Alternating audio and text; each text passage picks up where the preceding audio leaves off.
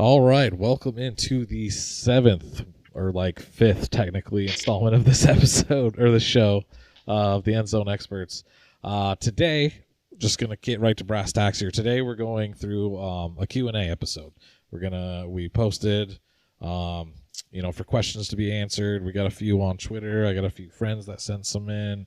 And a couple guys from the community, they threw a few in here. So yeah, we're going to answer some of these for you guys and try to be interactive. So if you watch this and you have any more questions afterwards, or as you're watching this now, put them in the comments down below. Reach out to me or Jeremy here on OTL or on X, and you can ask us any questions there any day, anytime. Send a DM if you want.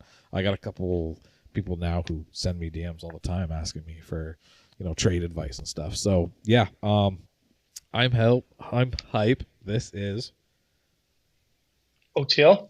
OTL. I didn't really get the alley-oop there. I didn't know you were leading that up for me. Yeah, didn't know it was coming. So yeah, how was your week in fantasy last week? How'd you do on your leagues? Most of my leagues were wins, except the two leagues that I really want to win this year. Not even money-wise. It's just because I know the people in there. Yeah. But I'm only 4-2 in those, so I'm still kicking. But I got beat by my mom this week in her auto draft team by 40 points. Oh my god! Because she had McCaffrey and JSN this week. Ooh, And Baker had a nice game, and I had a ton of duds. I had Haskins in my lineup because I was dealing with a Hampton injury and a Jordan Mason bye week, so it was a tough week there. Yeah. And then another one. I was up by 12 going into Monday Night Football, and the guy had Bijan, and then that was over by the first quarter. So yeah, no Monday Night Miracle for me there, but overall a pretty solid week. Nice, good deal.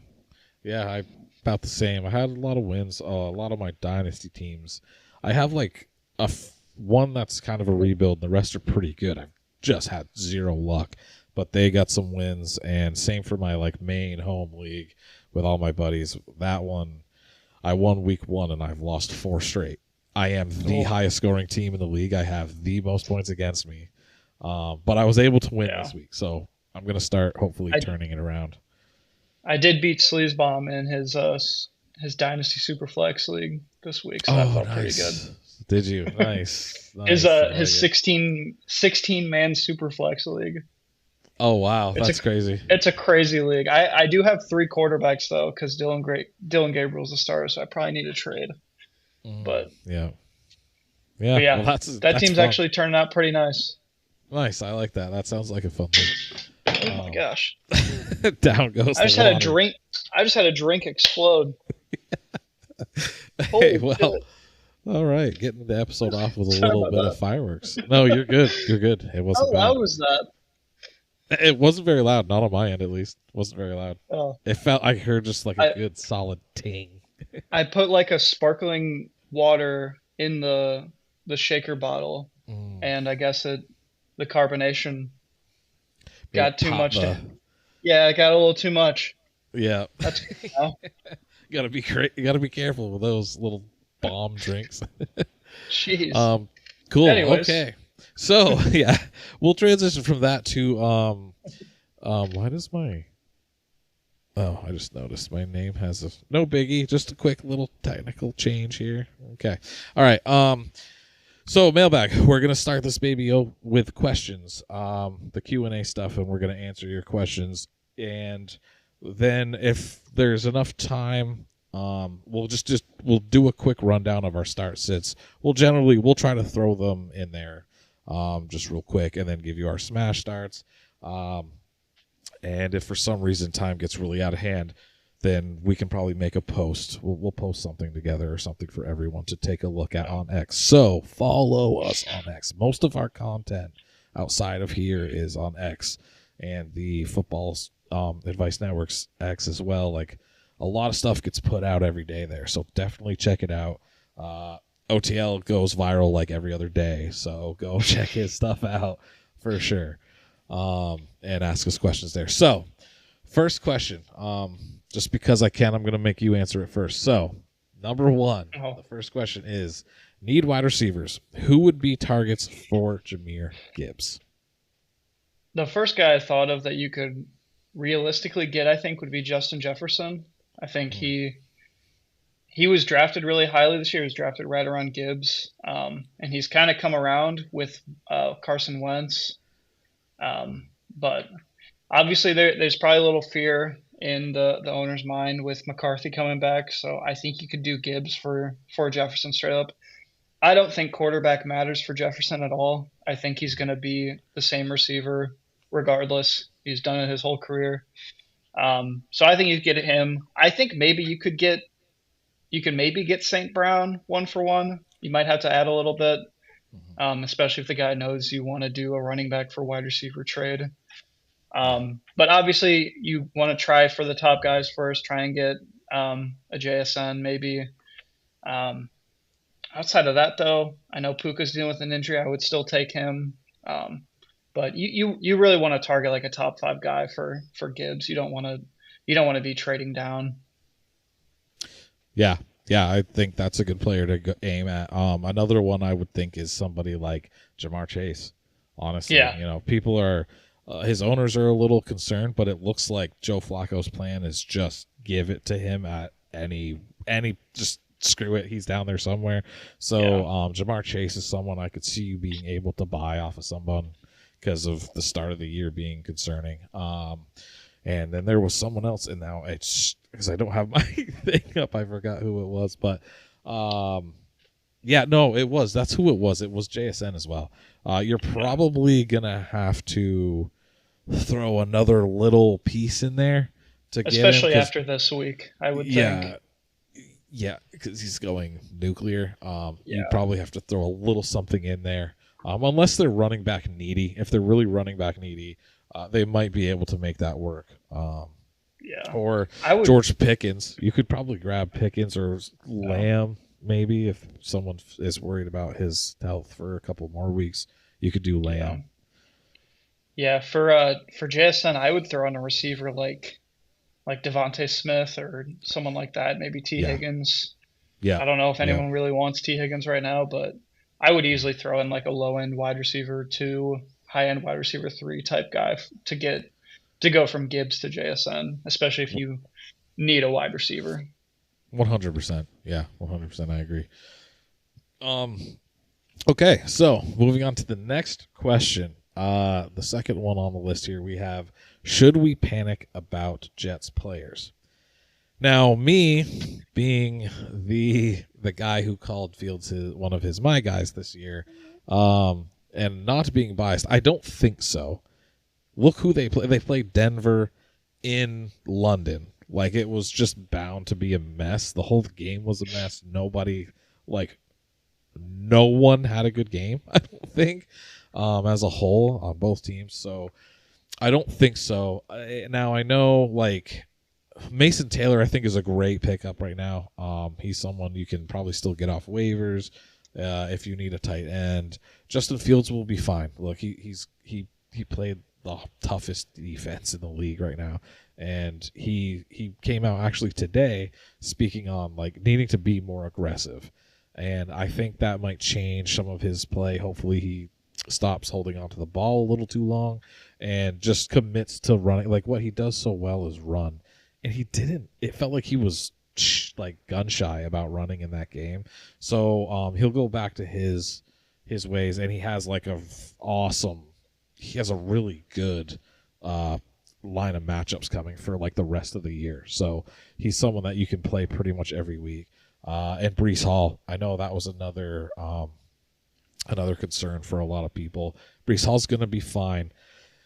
Might get traded, so he'll go to a team that if they're getting traded, he's going to go to a team who needs him. So he'll be fine. Just keep rolling with Hall, and he'll be okay. What are your thoughts on the Jets players? I am panicking if I have Fields. I don't think he looks very good out there, and obviously it's 2 weeks in a row. I kind of I don't really credit the Cowboys garbage time points. He was not good that first half, and the Cowboys kind of let up and let him kind of get a lot of passing yards in the second half, and didn't really try to limit him there. But um, this is 2 games in a row. The Broncos game was really bad, and I get the matchup was terrible, but I mean, I don't think Aaron Glenn will bench him. I mean, he was asked about that, and he said no way. But Yeah. Fields in particular, I'm just worried because he's just not a very good real life quarterback. He can get there rushing, um, but he just takes so many sacks. He doesn't read the offense very well. But outside of that, Breece Hall, I'm not too worried about. This was really just a game where he didn't get any targets, which was kind of a mind-boggling decision by the coordinator to not get your best player involved, especially when Garrett Wilson was dealing with an injury. Um, but yeah, I do like Mason Taylor as a pickup. He'll be a really solid tight end going forward. But yeah, this last matchup it was brutal, but Fields just looked terrible out there. Yeah. Yeah. He. I mean, it was scary to see him playing like that out there. Luckily, like first thing in the morning, I switched him out for Sam Darnold. So in one Yeah, of my leagues, and that saved me. But yeah, I like his matchups a lot. He'll probably still soak up garbage time, but yeah, like the that is a thing. Jets, Yeah, yeah, the garbage time is there. Like he yeah, once the defense lifts up a little bit, he starts frying. So the Jets as a whole might have to panic a little, but um, yeah. yeah, no, I think I think in general the skill position players are okay. I don't think, in my opinion, I don't think you have to panic. You just got to look at matchups, and hopefully Wilson is back before too long because I'm pretty sure he's missing this week. But I yeah, think I think the sleeper update said a couple weeks. a couple. Okay, all right, Yeah, yeah. So there you so go. we'll Mason see with Taylor's gonna him. get targeted. Yeah, Yeah, I don't want any other wide receiver though. I don't yeah, want me Josh either. Reynolds. I don't want Alan Lazard, No, Arian no. Smith. I don't want any of them. They're all the yeah. Mason Taylor's the only pass catcher I want there. Yeah. All right. Moving on to the next question here. So I'll have you do this one first. What will the Panthers running back situation look like with Hubbard back? Unfortunately, it's going to be a 50-50 split. Um, I I just think I made a post about it earlier today. Like NFL teams just don't think the same way as fantasy owners. What they discovered this week was they have 2 really good backs, and they don't need to give Chuba Hubbard 70% of the carries. They can let Rico Dowdle take a couple series or take a couple third down plays. So it's kind of going to be a Seahawks situation, in my opinion. Yeah, I think it's going to be a very Seahawks or Lion situation where, like, a player will get a like they'll split drives. You know, like Yeah, one or two drives will be one player, then another drive or two will be another player, or like hot hand, one's not doing great, the other one's just on it. So yeah, it's going to yeah, be very 50-50. Unfortunately, it's going to muddy them both up. I do think that there's some situation. Like, I think Dowdle will get some more of the goal line touches. I see him being there, so he may be able to steal some of the touchdowns. So um, it was against Dowdle played really well against weak defenses for sure, hmm but that's what good players do. Like that's what he didn't just play well. I mean, he played amazing. yeah. So He set a franchise record. yeah, Like, yeah, like on a team that CMC played for, yeah, Um, exactly. so and he was catching the ball too. Like he's still worth a start. I do think he's still worth a start. They're both good like Yeah, flex players. If you have better options and better matchups, maybe you sit them. But yeah, generally I think you could start either one. yeah. Number 4, who is the RB1 moving forward in football, in fantasy? Fantasy. My answer is Bijan. Um, After this past week, I think he had what 200 total yards, like 35 fantasy points against the Bills. Yeah, Um, but yeah, I think for the sole reason he's past his bye week, and you don't have injury concerns like you do with JT or Christian McCaffrey. Yeah. That's really the difference maker. They're all averaging 24 points right now. They're all great, but if you made me pick one of those, it would be Bijan. Totally. I think like you make a good point. I mean, you're splitting hairs at this point. Yeah. Like I could totally agree with Bijan, and anyone who said that, I'm not gonna give you a tough time. My take is CMC because like there is injury risk, but at this point, usually when at this point in the season, if he's not hurt, he's good. So, and like the Niners offense is getting healthier, and Kittle coming back is like a massive part of the run blocking game. So CMC will be able to do more on the ground, and they're just like they focus their offense so much on him that as things keep rolling, I think he still holds it. But again, splitting hairs, man. Yeah, there's a clear top three. Yeah, for sure. Yeah. For sure. It's a toss up between. But McCaffrey's receiving work is just ridiculous here. Like, dude, he's like a number 3 wide receiver. Yeah, I am interested if that drops off a little bit with the offense getting healthier.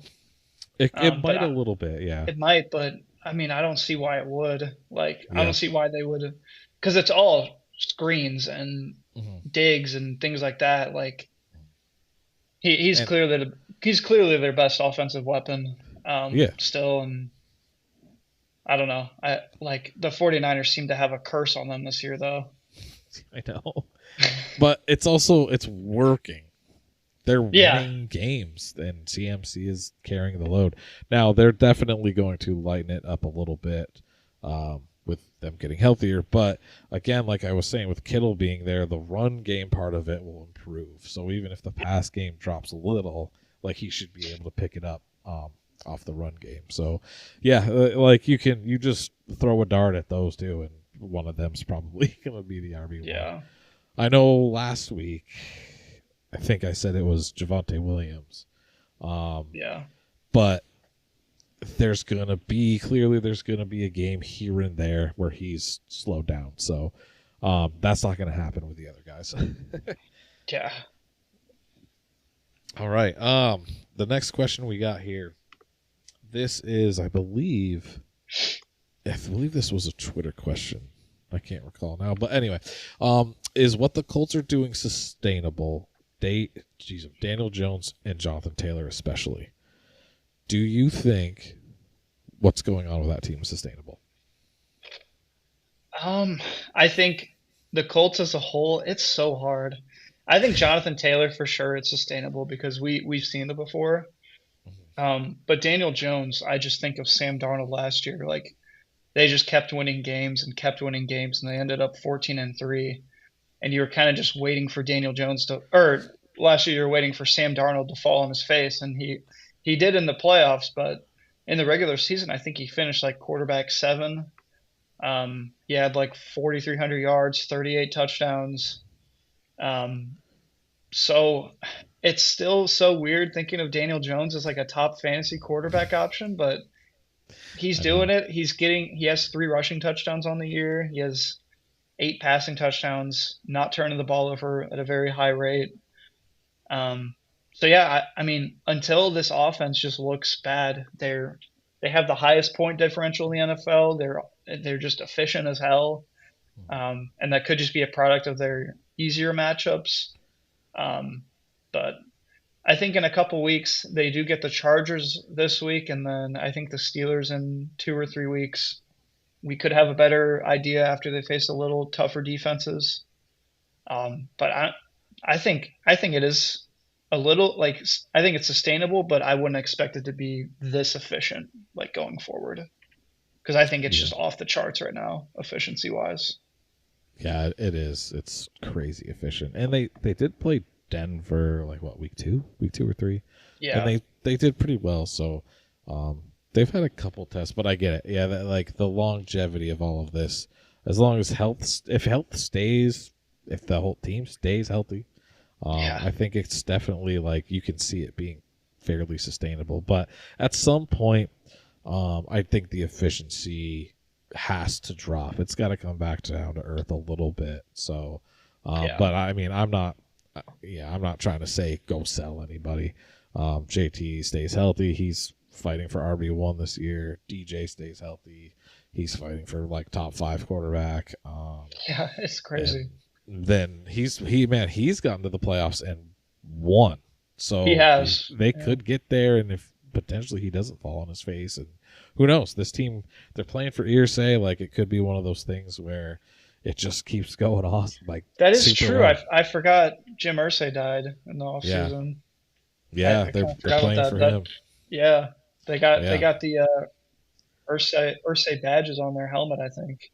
Yeah, they've got they've got a buff for that would be cool. Yeah, that would be kind of fun to see them just pull it out of nowhere and get one for the Irsay family. With Daniel freaking Jones too. With Daniel Jones, Indiana Jones. Imagine Saquon wins the Super Bowl and then Daniel Jones wins a Super Bowl. I know, wouldn't that be insane? All right, let's get on to this next one here. So, for the rest of the season, what do you think is the more important position to have sustainability on your team? Is it a running back or wide receiver? I've made you answer first twice. I can take this one. You go first here. Yeah. To me, it's really hard to answer this because there's a lot of variables that come into it. Like, I want to say running back because like good, healthy running backs are so damn valuable to your team because there's not that many. So if you have a really good running back, like we had the Jahmyr Gibbs question earlier, I don't know if maybe a wide receiver needy. I don't know if I'd want to sell him because of how important like a high end running back is. That was my thing with that question. I was like, I don't want to sell Gibbs. Yeah, like I don't want to. Like, I know the guy. His team's like 1-5. Actually, I just beat him, so he's 1-5, and he's looking to. he's trying. He needs wide receiver help pretty bad. So I think he's just trying to make a move. And like, obviously, you might be able to. In fact, shoot, now we could go back to that question. You could just down to your running back and then get 2 like good wide receivers, and maybe that'll raise the floor of your team. And give you better week in and week out inputs. But anyway, to me, I think I would have to lean running back. Just having like a good running back does so much more for the like overall point potential for your team that it means more. Because like wide receiver as a whole is deeper. There's more on the field. You get a lot of wide receiver 1s and 2s that are good. So you can kind of get by. But yeah, running back for me. What do you think? Yeah, I was easily running back on this question. We kind of mentioned how the top 3 are just running fantasy right now. They're all averaging 24 points per game. That's JT, McCaffrey, and Bijan.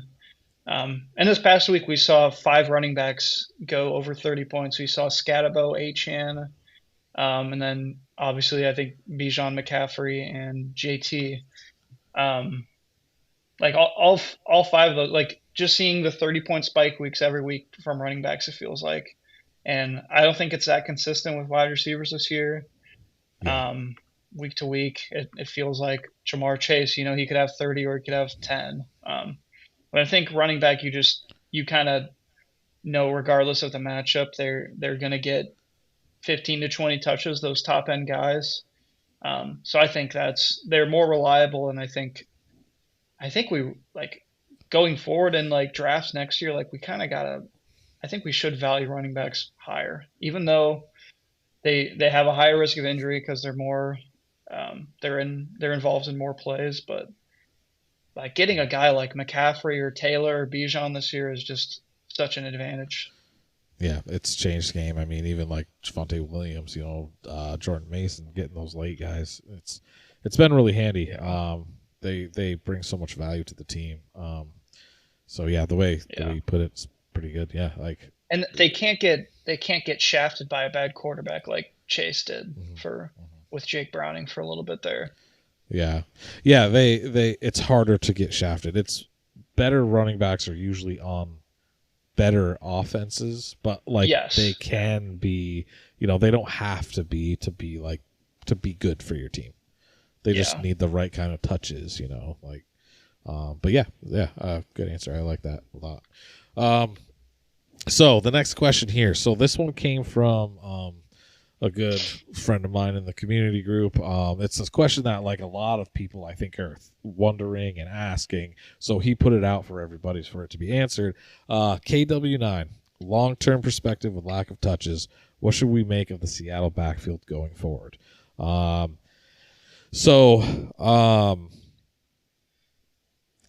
It's a mess. Yeah. It's a mess right now. KW9 Ken Walker, he doesn't look great. It's not like he's bad. It's just they are definitely splitting. Charbonnet keeps robbing touchdowns. What you should make of it is if someone's willing to buy him, maybe sell one of them and try to get somebody else with more opportunity for spike weeks or something. Because you're gonna hate starting them each week, I think. Now if one of them goes down, then to the moon, for whatever one's standing. So like I have Charbonnet in a few leagues, and I'm just kind of holding him for bye week fills, and if for some perchance something happens to Walker, because then I know he's a great play after that each week. So the Kubiak system build is great for running backs. So it's like, what do you do? So that's kind of my thoughts. What do you think of this? Yeah, I completely agree. They're both. I think Walker, his trade value is still a lot higher just because of his name value. I think you could get. I don't really know an exact player I would make a move for off the top of my head, but like you could probably get a guy who has the backfield to himself. I mean, I think you would have to add for Javonte or someone like that, but just right now, like they're both borderline unstartable each week because it's just a 50-50 split exactly. I think this past week was exactly a 50-50 split, but K9 had a much better day efficiency-wise, and Charbonnet's taken the stuff up the middle and better chance of a touchdown. So they're both like 8 to 12 point guys. But obviously you have the upside of one of them getting injured. But it's a mess, like you said. Yeah. I don't really want anything to do with it. I'm glad I didn't draft Walker anywhere this year. Because it sounds like they're just preserving him with all the injury issues he's had so far. Yeah, it seems to be. I feel like knowing that their team is winning right now, maybe they're trying to keep them both just clean and healthy until they get to like must-win games. And then maybe they'll let one of them loose or something. But yeah, definitely it just feels dirty. You don't really like starting them. It's a bummer because Ken Walker at any point could just have like a 25-point game. So you have to be careful with him, and if you have him on your team, like you kind of have to start him. So I don't know if this is a hot take, but I would trade Walker for Swift pretty easily. What do you think about that? Yeah. I know you're not a big Swift guy. I know I'm not, but at least like there's chance for spike weeks. Better spike weeks for Swift. You don't have to depend on an injury. Exactly. Yeah. I'd trade him for Breece Hall. Yep. Yes, I would do that. I would trade him for ETN. After like once you get to like David Montgomery, I'm kind of like, I'll probably just hold on to Walker and hope for the best. But that's Montgomery's. It's all or nothing with him, and I'm not playing that game. So yeah. Cool. All right. Hopefully that answers some questions for people. On to the next one here. This one's a good one. So, how much do lackluster performances and a dearth of targets in Week 6 hurt high hopes for players like Breece, Bill, Ja'Cory Cross-Garrett, Quinshawn Judkins? Should Bucky owners worry that White's success could take away from opportunities when he's back? So the lackluster performances from Breece Hall, JCM, and Quinshawn Judkins are I'm not worried about him. Bill, a little, because he's really only had the one And big week. the fumbles too. In the fumbles, Those are concerning. those are a little concerning. So you do have to start being a little worried for the rest of the season with him, and where he may perform, because that could cause him to lose some touches. Breece Hall, no, I think that was just a tough game. He's fine. They definitely their identity is running, and they're going to continue to do so. Aaron Glenn's a very hard-headed coach, clearly, so they're going to keep running. Breece Hall will be fine.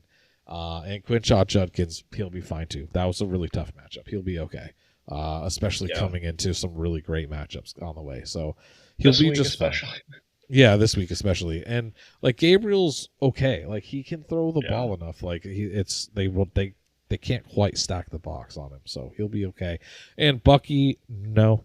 Rachaad White's just doing what he was doing before Bucky was there. He's filling in fine. It might earn him a few more touches, but Bucky is definitely the more electric player, and they want him on the field. So you don't have to worry too much there, in my opinion. So, yeah. What are your thoughts? I had the exact same thoughts. I'm not even exaggerating. Really? We're line for line. I put that I'm slightly concerned with Bill's fumbles, but he still out-touched McNichols 18-5. So yeah, I think I'm a little more optimistic on Bill than you are, but the fumbles are a little worrisome. I think it could if it happens again, you're starting to think, wow, he could get benched, maybe. Right. But yeah, I 100% agree with the Russ. I don't think you have to worry about Bucky at all with Rachaad doing well right now. Yeah. Yeah, I mean, if JCM was playing for Vrabel, he could probably fumble as much as he wants. So yeah, right? Stevenson's got 88 chances. He wouldn't even be playing right now, though. Yeah, right. He wouldn't be playing because Ramondre's on the team. Yeah. It's a bummer too. I'm a believer in Mondre, and he's got good talent. I've really liked him. The last handful of years. It's the fumbling issue gets worse. He's got to figure something out, get out of his head or something. Something's got to change there. Cool. So that's easy enough. We're both pretty agreeable there. Okay. So next question here: how do we feel about insurance running backs like Kamani Vidal, Woody Marks, Bam Knight? And who's the best option to stream? I'm gonna hand that one to you first. Yeah, we'll get into Bam Knight a little bit in the start sits later on. But out of these three, I went with Vidal. I think Woody Marks, he's a little too shaky to trust right now without a Chubb injury. We saw that spike week in week 4, and then week 5, it was kind of just back to Chubb getting the most touches. So, again, another kind of 50-50 split backfield. But Vidal, he handled 23 of the 30 touches in their first game with no Hampton. So I think he's not going to be – I don't think it'll be that high this week. I think Haskins could still get some decent work. I think they kind of just rode the hot hand this game.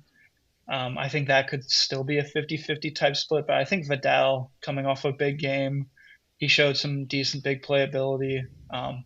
But he also played the Dolphins, and I think everyone who plays the Dolphins you can mark him down for 100 and a touchdown every week. So I still trust Vidal more this week. And Bam Knight, I'm not big on him this week, but I'll explain a little bit more later on that one. Yeah. Yeah, kind of like the other last question. Totally agree. Vidal for this week, I like a lot better. Yeah, Woody Marks, I'm very about. I was even after his big week. We talked about it on here. You said sell. Yeah, you did say sell. I said sell. Sell him. Sell him high now. I'm not. Yeah. I don't love it. Vidal's great for this week still for sure. The only thing though is the Chargers. They're in the market for a running back, so they're looking to do something so it's not going to last super long. If you can, try to get something for him too before the games this week.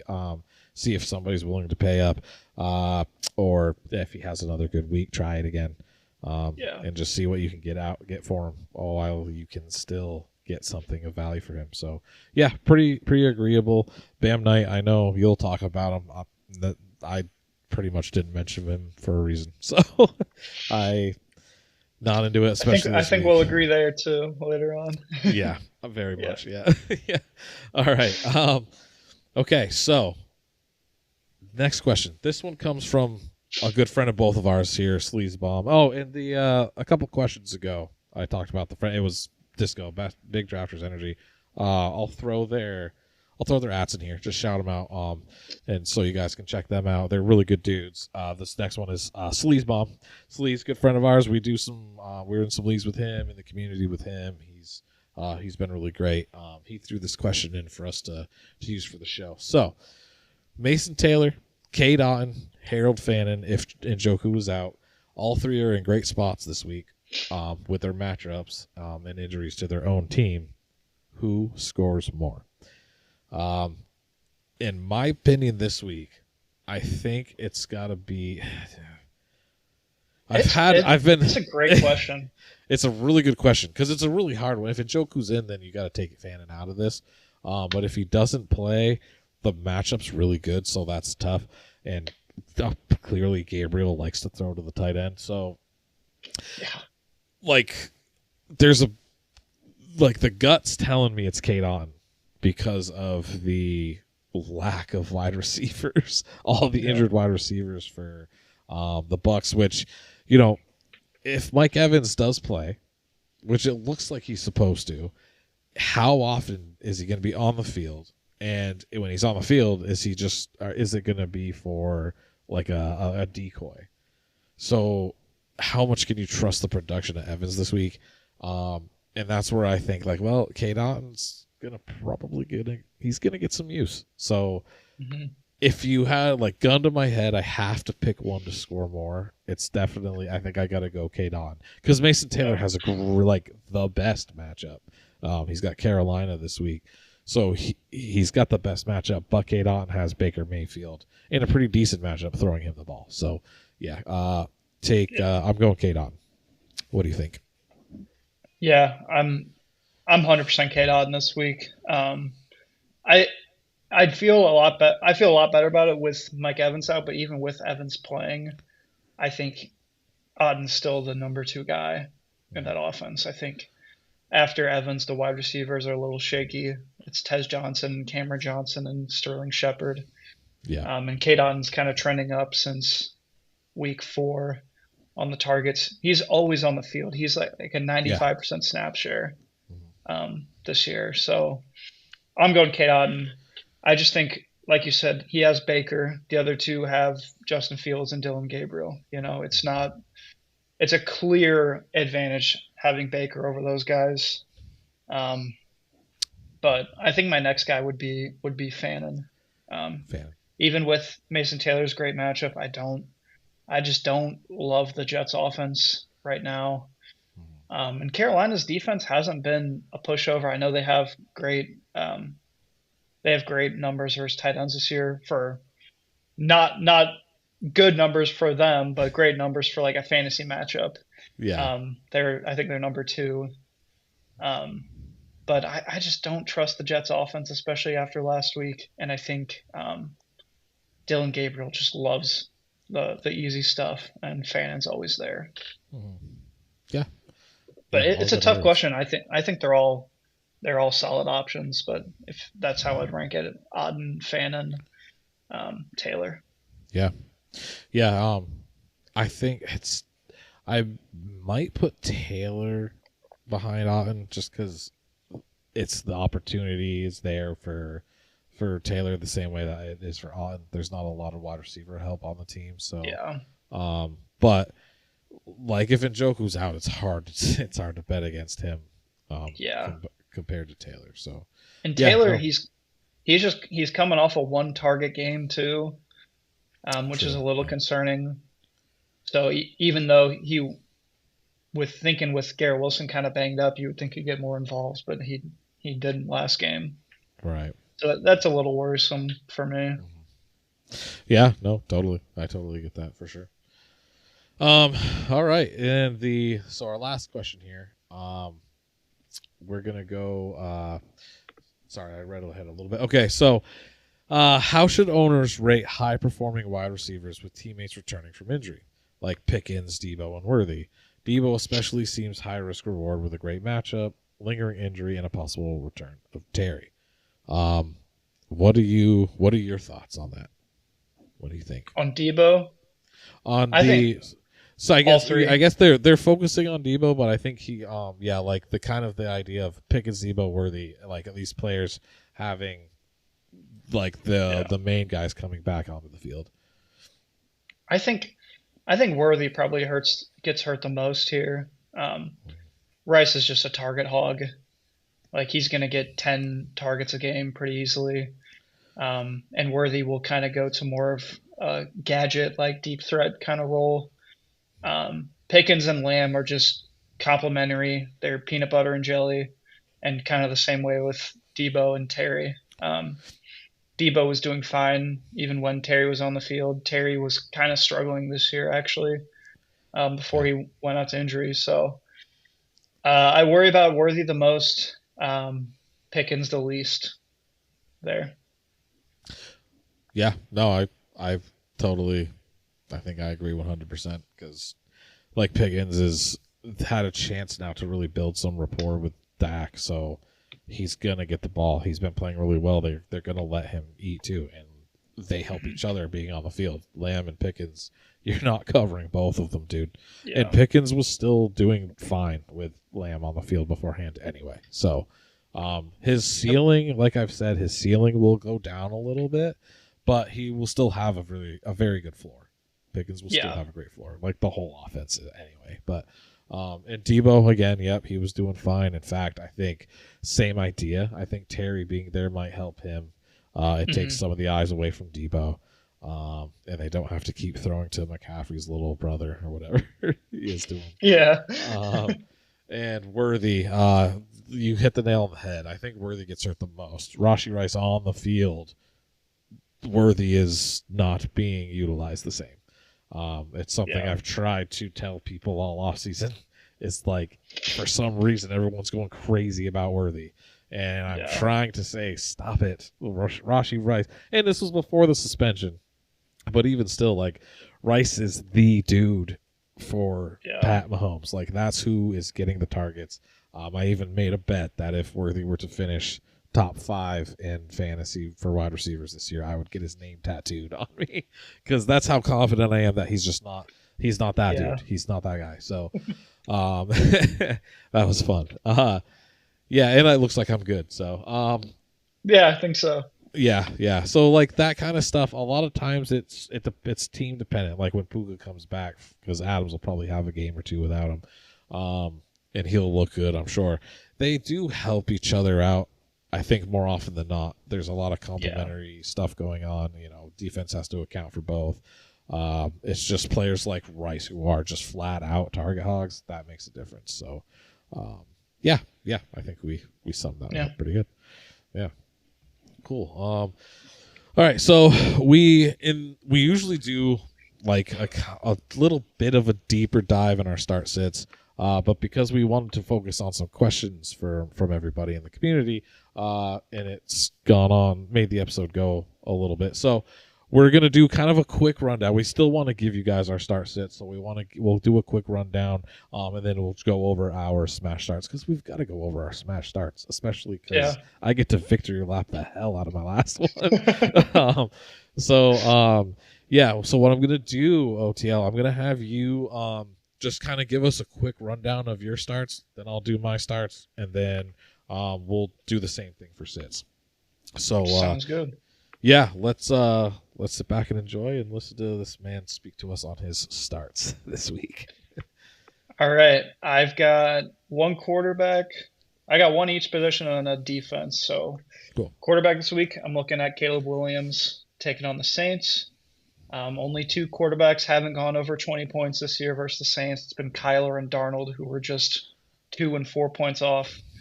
And that was the game where the Seahawks blew them out by 30 and ran the ball 31 times. But the Bears defense, it's mid enough to make the Bears Saints kind of a sneaky high scoring game, like a 20 to 30 type game. And right now, Caleb is quarterback 7 on points in points per game right now. So get him in your lineup this week. Judkins versus Miami. It's Miami's run defense is terrible. He just had a down week versus Pittsburgh, which people may be tempted to leave him on the bench, but you can't do that this week. Dolphins have the worst run defense in the NFL. Teams are averaging 5.5 yards per carry.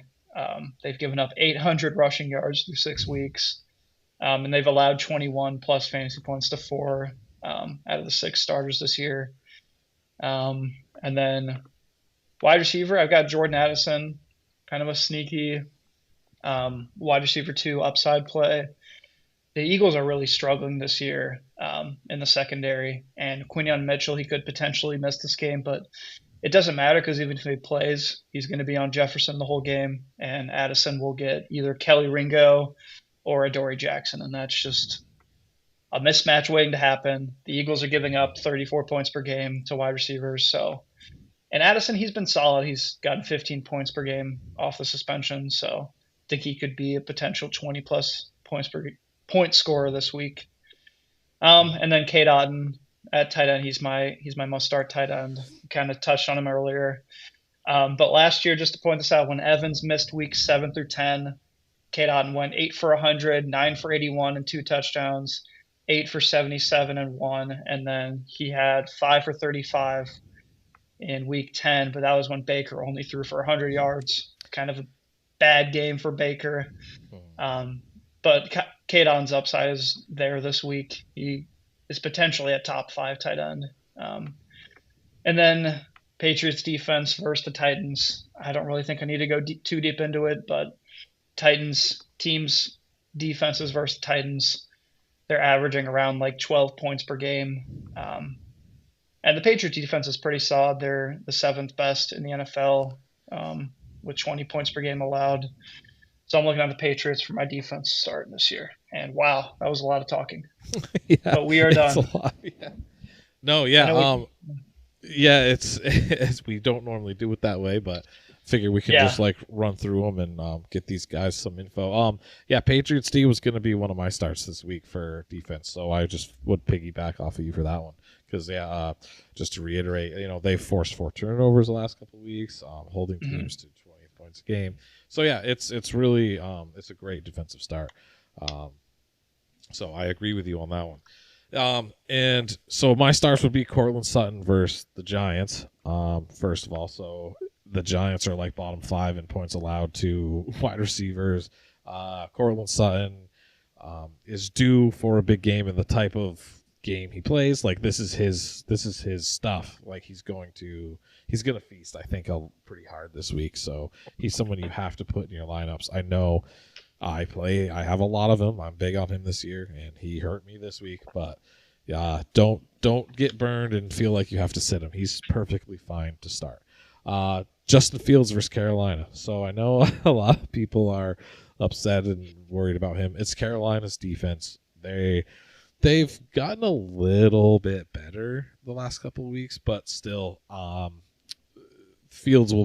do believe Fields will be able to run all over them. He's going to get a lot of points with his legs this week. So he's somebody, if he's on your team, I've got a lot of them, I'm going to start him.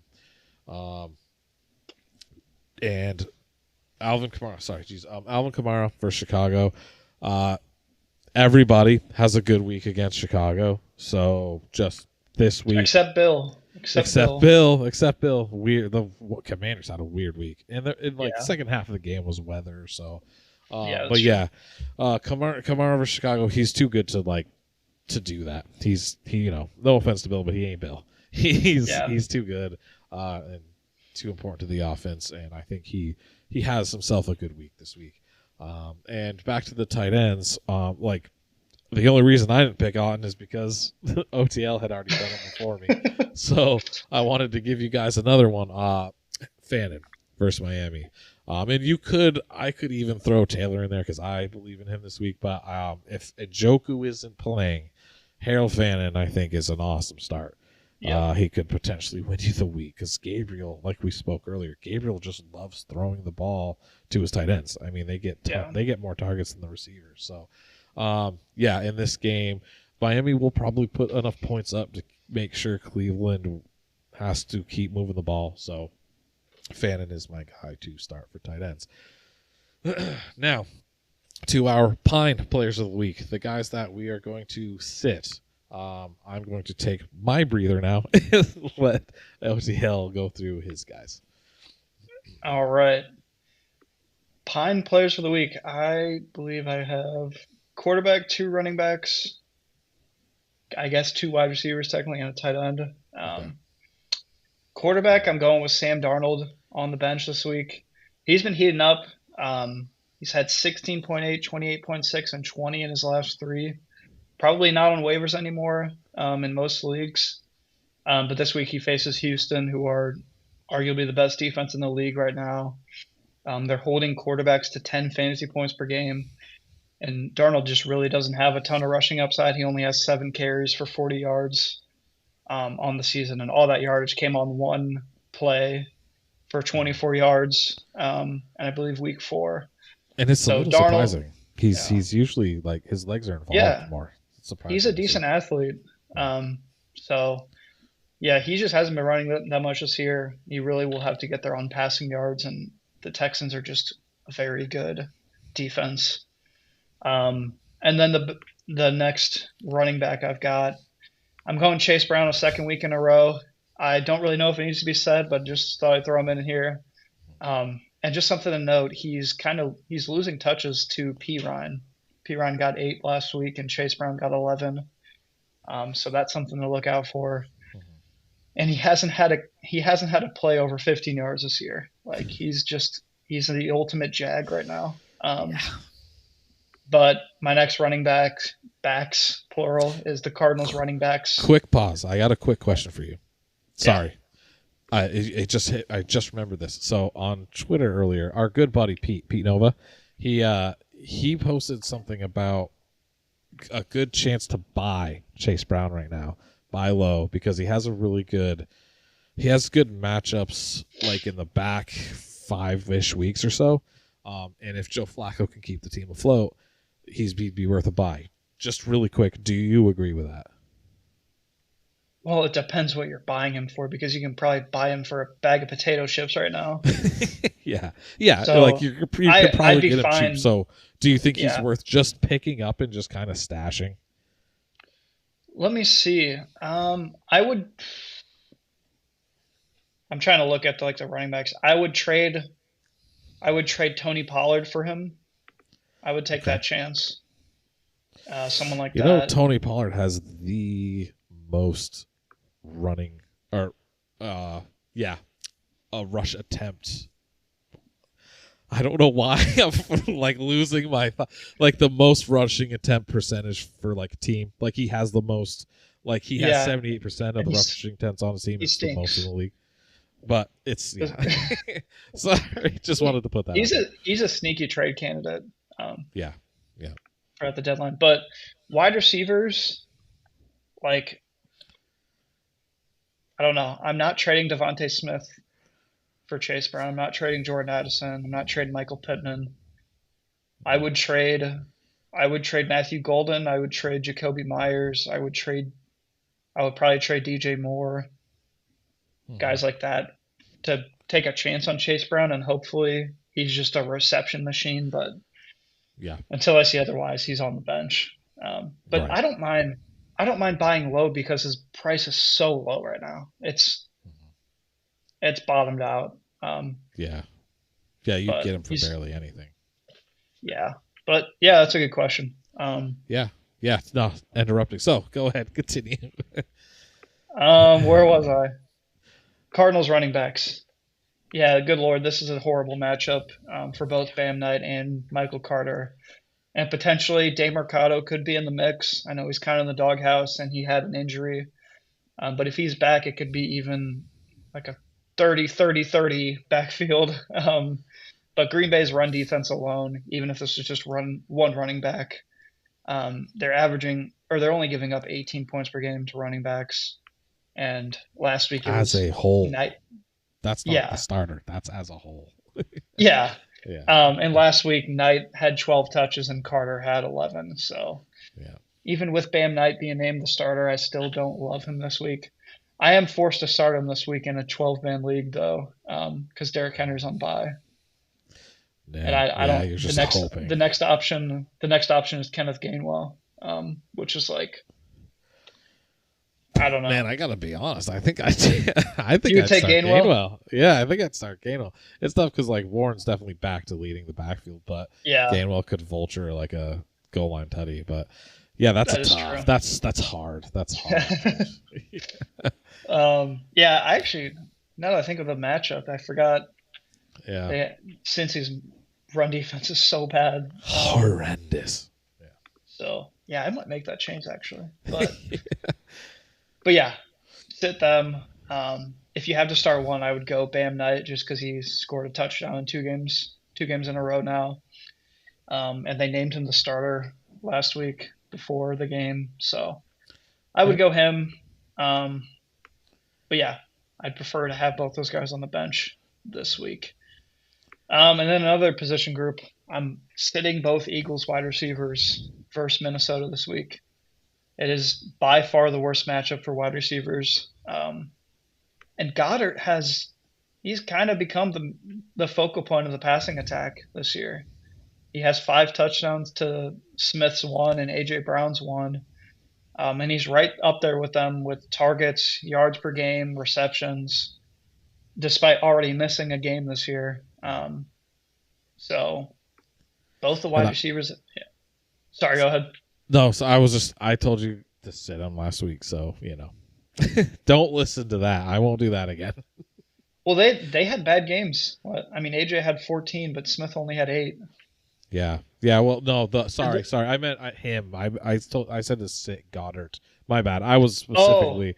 I said to sit Goddard last week, and because I figured the touchdown luck would run out. Well, no, just keep playing him. No, it did not. Yeah, just keep playing him. He's got a touchdown in 4 out of 5 games this year. Every game except I think one he missed. Yeah. So yeah, just start him. But one game he got 2. So Yes. Yeah. it's like that man is running hot. But yeah, just to go off the matchup, Vikings, they're giving up 7 receptions and 97 yards and half a touchdown per game to wide receivers this year, and that's 20 PPR points to the wide receiver core as a whole. So Yeah. that is by far the worst matchup you can have this year. But I prefer AJ Brown out of the two. If you got to start one, he's still getting targets. He's still getting eight or 9 targets a game. But that offense is just rough right now. Yeah. And then finally, Hunter Henry as my sit this week. The targets have just bottomed out. He's gotten 2, 4, and 3 in the past 3 weeks since that one game versus the Steelers. And the Titans are allowing around 11 points per game to tight ends. And you don't really expect May to have to throw the ball much this game. Yeah. Yeah, totally. I know someone asked me on Twitter or something about starting him, or I think it was Mason Taylor, and I said probably honestly Mason Taylor. Like Henry's a kind of matchup proof though. To me, he's didn't have a ton of targets, but I think he scored in those games. But this game, I don't love it. I think it's a good game to sit him for. It's just the Patriots. Their offense is just distributed. So weird, there's no one who just. Well, I mean, other than random like booty games, there's. Well, you thought it was going to be Diggs this week after his 2 back-to-back 100-yard games, and then this week he has 3 catches for 20 yards. So you can't really start anyone in this offense outside of May consistently. Mm-hmm. Yeah, you can't predict. Yeah. So in the to save some time, I'll just do a quick touch on my guys here. My sit for running back is Travis Etienne versus the Rams. That Rams defense is pretty stiff. Etienne's been kind of back down to earth a little bit. I don't think that changes this week. The Rams control they control the trenches a lot in the games they play. So it's going to be just a really tough outing for Etienne in my opinion this week. So give me him on the bench. Pittman versus the Chargers. that Chargers D is they specifically like to take care of the receivers. You can run on them a little bit, but I don't feel good about Pittman this week. It feels like things have changed a little. Tyler Warren's starting to become more of the focal point of the offense, and JT. So Pittman, I think, is going to start having some kind of up and down weeks. And he's coming off of a down week. Unless he gets in the end zone, I don't see him having much of a week. So I will say Josh Downs is questionable with a concussion. So if Downs is out, Downs is out, I think Pittman is a pretty good start. Yeah, I did this before I saw. If Downs does play, he's starting to take up more targets. Yeah, okay, and I did do this before that. But that popped up. That popped up like an hour or two ago that he's on the injury report. Yeah, it wasn't very long ago. But yeah, so if Downs doesn't play, you might be okay. To be honest, but we'll have to see here. Okay, so in Dart versus Denver, and generally the Giants' offense, it's going to be really tough for them to move down the field. They are, I think they're not home. They're in Denver. So yeah, they're away. They're playing Denver. Dart he'll probably have an okay floor because of his running, but I really don't see him being someone who's going to help you win the week. So if you have a better option out there against a better matchup, I would just play him. Like I have the option of Fields or Dart, and I'm playing Fields because the matchup's a lot better for Fields. The only player I think on the Giants I would still play is Scadaboo. He's still going to get those gritty yards, and if they get to the goal line, he's going to get the touchdown. So, and then AJ Barner versus Houston for tight end. He's been playing pretty good, but that Houston defense, you touched on it already. Like, it's so tough against the quarterbacks. Barner, I don't think is going to have. If anything's going to come through for Darnold this week, it's going to be JSN, and potentially one of the running backs, maybe getting a couple of touchdowns. So I think this is the week that you need to sit Barner, which is unfortunate. I like seeing him do well. I got him in Dynasty, and I've had him, and I like that he's been playing well. But yeah, Barner's going to have to be my sit. So, and I also would have done the Eagles receivers. He got OTL put him in first, so he gets it. But I would have done that as well. Claim in. Right, yeah. So we doubled down on that one too. So that is also like, don't play them this week. If the only person to play is Saquon's even a little risky in my opinion. But Goddard is the only player. Goddard's like the only one I would feel okay with. Yeah, you have two All Pros and a Pro Bowler, and then you have Goddard. You have Goddard. And you got to start Jalen Hurts too. But. Yeah, and like Goddard, to be fair, would probably have an All Pro or two if he just stayed on the field. He gets hurt all the time, so yes, he's fine when he's playing. So yeah, all right. So let's cut right down into the big one. I think this is a lot of what people like to listen for here is our smash plays of the week. And because I did so good last week calling Cam Scadaboo, I think I'm going to open this one up. And I'm going to continue to kind of ride that Philly defense against running backs, and I'm going to go with Jordan Mason.